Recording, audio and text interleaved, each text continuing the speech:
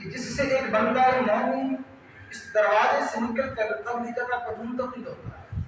مثال کے طور پر ہمارے گھروں کے اندر ایک دروازہ ہے، ہم اس گھر سے نکل کر دوسری گھر میں منتقل ہوتے ہیں. اس کے درمیان ایک واسطہ ہے. واسطہ کیا ہے؟ وہ واسطہ ایک دروازہ ہے. اس جگہ سے نکل کر دوسری جگہ منتقل ہو جائیں گے. یہ موت ہے. کہ موت کیا ہے؟ اب فرماتے ہیں کہ ذائقہ، موت نے چکھنا کیا ہے. ذائقہ کسے کہتے ہیں؟ اس پر بھی مثال کے طور پر آپ کو مثال دے دیں کہ کھانا پڑا ہوا ہے، فروٹ پڑا ہوا ہے، اور ہر چیز کا ایک ذائقہ ہوتا ہے. کھانا ہو، مشروب ہو، کوئی بھی چیز ہو، اس کا ایک ذائقہ ہوتا ہے. مثال کے طور پر دے دیں کہ ایک کیلا ہے یا امرود ہے. جب امرود کھائیں گے تو اس کا کچھ نہ کچھ ذائقہ زبان پر آئے گا. اور جو امرود ہے یا کیلا ہے اس کا ایک حصی مادہ ہوتا ہے. ہم ہاتھ میں پکڑتے ہیں، ہمیں پتہ چلتا ہے یہ کیلا ہے، یعنی اس کا ایک ذاتی ایک مادہ، حصی مادہ ہوتا ہے. لیکن جب ہم اس کو، اس پانی کو یا اس مشروب کو یا اس کھانے کو کھاتے ہیں، کھا کر جب زبان پر لیتے ہیں تو ذائقہ ہے تو اس کا جو حصی وجود نہیں ہوتا. کھانے کا وجود تو ہوتا ہے لیکن زبان پر ذائقہ ہے تو اس کا وجود نہیں ہوتا. اسی طرح لوگوں خوشبو جیسے ہے. خوشبو انسان لگاتا ہے تو جو خوشبو ہوتی ہے اس خوشبو والا جو پاکیزہ ہوتا ہے اس کا ایک مادہ حصی ہوتا ہے. آپ کو لگا کے پتہ چلے گا، لیکن وہ خوشبو لگانے کے بعد جب وہ خوشبو ہمیں مہک آئی اس مہک کا وجودی مادہ کوئی نہیں ہوتا. یعنی ایک غیر چیز، یہ غیر معقول چیز ہوتی ہے، اس کا ذاتی مادہ نہیں ہوتا. اسی طرح فرماتے ہیں کہ جو ذائقہ ہے نا، اس کا ذاتی وجود نہیں ہوتا. ذائقے کا ذاتی وجود نہیں ہوتا. اس چیز کا ذاتی وجود ہوتا ہے لیکن ذائقے کا ذاتی وجود نہیں ہوتا.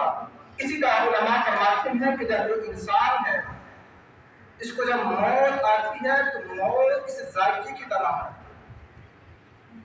اسی طرح ایک اور مثال ہے کہ جب رمضان شریف کا مہینہ ہوتا ہے تو رمضان شریف کے اندر کوئی چیز کھانے کی اجازت نہیں ہوتی. لیکن اس عورت کو اپنے خامن کا مرد ہو، اگر سالن کا مدد بنا دو گی تو گھر سے بھی نکلنا اچھی خاصی ہو جائے گی. لیکن شریعت نے اس بنا پر کتنی اجازت دی ہے کہ جو کھانا ہے وہ کھانا اپنے ہاتھ پر رکھ کر ایسے کر کے ذائقہ چکھ سکتی ہے. اسی سے اس کا روزہ نہیں ٹوٹے گا. ذائقہ زبان پر لگائے گی فوراً تھوک دے گی.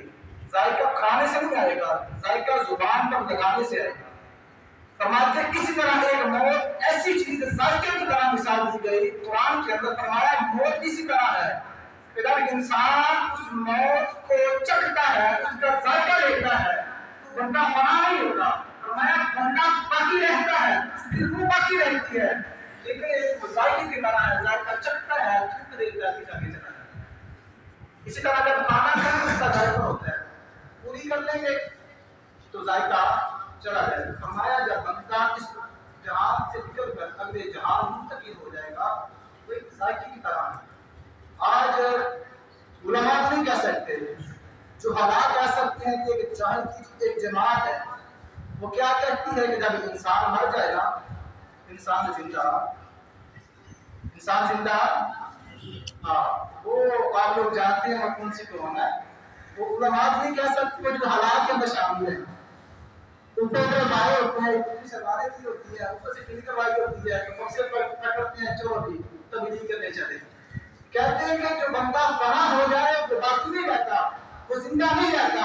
تو کہا کتابوں کے اندر فرماتے ہیں کہ جو بندہ فنا ہو جاتا ہے، مر جاتا ہے، اب تو بندہ اس کی قبر پر جائے تو وہ بندہ اس آنے والے کی جو پاؤں کی اکہٹ ہوتی ہے اس کو بھی سنتا ہے. جو پاؤں کی اکہٹ ہوتی ہے وہ پہچانتا ہے کون سا بندہ آ رہا ہے، کون جا رہا ہے. تو یہ تو کہتی ہے کہ بندہ باقی نہیں رہتا. اسی طرح حضرت عمر بن ابی عزیز رحمۃ اللہ تعالیٰ علیہ آپ حدیث کے ارشاد فرماتے ہیں کہ انما قلت للعبد انما تقولون دار الارض. فرماتے ہیں کہ اللہ تبارک و تعالیٰ نے اپنے بندوں کو پیدا صرف ایک مرتبہ ہی کرتا ہے. پھر اس کی یہ حالت یہ ہوتی ہے ایک گھر سے نکلا دوسرے گھر میں چلا گیا، ادھر سے نکلا تو آگے چلا گیا. مثال کے طور پر کہ آپ جانتے ہیں کہ جب بندہ بچہ پیدا ہوتا ہے نا، پیدا ہوتا ہے تو ماں کے پیٹ سے باہر آتا ہے تو بچہ روتا ہے. کیوں روتا ہے؟ रोकता किस वजह से है कि वो बच्चा यही जानता है कि जो मेरी जिंदगी थी, जो मेरी ये आराइश वाली जगह थी, उसमें माँ का पेट ही था, इसके आगे कुछ नहीं है, मैं पता हो जाता। लेकिन उसको इस चीज की अकल नहीं होती, इस चीज को वो जानता नहीं है असल जो मेरी जिंदगी है वो माँ का पेट नहीं है बल्कि ये जिंदगी। लेकिन उसको पता नहीं होता, पता नहीं होता। इसी तरह कहते हैं कि जब जिंदगी की पैदाइश तवल्लुद से नहीं होती, इस तरह जिंदगी की जो इंतहा है वो मौत से नहीं होती, बल्कि पैदाइश से पहले भी बंदा माँ के पेट में जिंदा होता है और मौत के बाद भी वल्लाह जल्ला शान के ज़ात अक़दस के अल्लाह तबारक व तआला जल्ला शान के मामलात के अंदर ही बंदा जिंदा रहता है। ये कहती बंदा फना हो जाता है, इसे साबित है मानते हैं कि जो बंदा फना हो जाता है वो फना नहीं होता, मरता नहीं है, बल्कि वो एक हालत को तब्दील करके दूसरी हालत में मुंतकिल हो जाता है। फना नहीं होता, मरता नहीं, बल्कि रहती कहते हैं उलमा को जिंदा रहता है। लेकिन ये फकत दरवाजा है, मौत की एक वास्ता है कि बंदा इस दुनिया से निकल कर अगले जहां चला जाता है। इसी तरह कहते हैं कि जब बंदे की पैदाइश जिंदगी की इब्तिदा नहीं है कि बंदा पैदाइश से पहले भी माँ के पेट में जिंदा है, इसी तरीके से मौत जो है ये जिंदगी की इंतहा भी नहीं है कि मौत के बाद भी बंदा जिंदा रहता है। ये क्या मौत क्या है, अब इसकी इंतहा देखते हैं कि जब बंदा कब्र में चला जाता है तो उलमा जानते हैं, ये किताबों में पढ़ते रहते हैं कि वैसे तो अहबाब को मालूम है कि कब्र के अंदर 3 सवाल होंगे, लेकिन सियासत में से सही मुस्लिम शरीफ की हदीस मुबारक है, उसके अंदर लिखा हुआ है कि जो बंदे से सवाल होगा वो 1 सवाल होगा, और हदीस मशहूर में से 3 सवाल होंगे। लेकिन सियासत की सही मुस्लिम शरीफ में ये रिवायत मौजूद है कि बंदे से 1 सवाल होगा। सवाल क्या होगा कि माकूल फी हक़ हाज़िल रजुल, कि तुम इस बंदे के बारे में, महबूबा अलैहिस्सलाम के बारे में क्या जानता है। अब इसके मुकाबिल देखते हैं, इसके बाद से देखते हैं तो जहाँ 3 हदीस शरीफों का फरमाया गया है, जो 3 हदीस शरीफ है उससे यानी बंदे से सवाल किया जाएगा। सबसे पहला सवाल क्या होगा, फरमाया जाएगा मतलब तेरा रब कौन है। अब ये गौर से सुनिएगा, एक हदीस शरीफ को 3 हदीस शरीफ को तदरीक देंगे, हिदायत किया, इसका नतीजा निकालेंगे कि मौत की इंतहा क्या है। एक जगह पर 1 सवाल का जिक्र किया गया, दूसरी जगह पर 3 सवालों का जिक्र किया गया। पहले फरमाया गया कि रब का, तेरा रब कौन है। तो अगर कोई बंदा मोमिन है, जानने वाला है, तकली बंदा है, फरमाएगा अल्लाह रब्बी, मेरा रब अल्लाह है। फिर दूसरा सवाल किया जाएगा कि मा दीनुका, तेरा दीन क्या है। तो ये याद रखिएगा, वो मुसलमान हो, काफिर हो, मुनाफिक हो, जो भी हो, सवाल सबसे किया जाएगा। अब इसके अंदर मतलब हो जाएगा, मुक़य्यद नहीं किया जाएंगे। ये नहीं है कि जो मोमिन बंदे से सवाल किया जाएगा, नहीं नहीं, सवाल हर बंदे से किया जाएगा, चाहे वो मुसलमान हो, चाहे वो काफिर हो, चाहे वो मुनाफिक हो। जो बंदा भी कब्र के अंदर जाएगा, हर बंदे से 3 सवाल, एक हदीस के मुताबिक सवाल पूछा जाएगा। दूसरा सवाल कि मादी का तेरा दीन क्या है। अगर वो जानता है उसका दीन इस्लाम है, तो क्या दीन इस्लाम की मदद इस्लाम है। फिर गौर करिएगा, तीसरा सवाल पूछा जाएगा कि मा कुन्तु फी हक़्क़ि हाज़ा रजुल, और मोहम्मद सल्लल्लाहु तआला अलैहि वसल्लम, कि तुम इस हस्ती के बारे में क्या जानते हो। अब ये देखिए, तो जो पहले हदीस शरीफ थी इसके अंदर 1 सवाल का जिक्र किया गया, उसके अंदर भी यही सवाल था कि मा कुन्तु फी हक़्क़ि हाज़ा रजुल, कि तुम इस हस्ती के बारे में क्या जानते हो। जो दूसरी हदीस शरीफ है इसके अंदर 3 सवालों का जिक्र किया गया, उसका भी तीसरा सवाल यही होगा कि मा कुन्तु फी हक़्क़ि हाज़ा रजुल, तुम इस हस्ती के बारे में क्या जानते हो। अब महबूबा अलैहिस्सलाम की मशान का जिक्र करने लगा कि जब बच्चा पेपर देने जाता है, पर्चा दिया जाता है, तो 6 सवाल होते हैं, तो कहा जाता है कि 5 की तुम्हें चॉइस दी जाती है, लेकिन 6वां जो है वो लाजमी है। 5 में से 3 भी करोगे गुजारा हो जाएगा, लेकिन 6वां नहीं करोगे तो फेल हो जाओगे। इसलिए फरमाया جو اس کے اندر مین سوال ہے وہ محبوب علیہ السلام کی ذات اقدس کو جاننے والا ہے۔ اگر پہلا سوال مربت کا تیرا رب کون ہے، اگر یہ پہلا سوال ضروری ہوتا تو دوسرا سوال نہ کیا جاتا۔ اگر یہی حتمی قطعی یقینی سوال ہوتا تو دوسرا سوال نہ کیا جاتا۔